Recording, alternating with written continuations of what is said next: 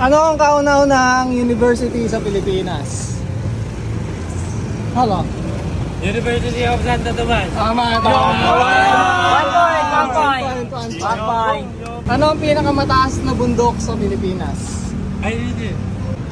Yeah. Mount Apo. Tama, tama. One point tayo, one point. All. Tuwing kailan sineselebrate ang Independence Day? July? June. Answer, June 12. Sino ang unang bayani ng Pilipinas? Lapu-lapu. Tama, tama. Ano ang original na pangalan ng Luneta Park?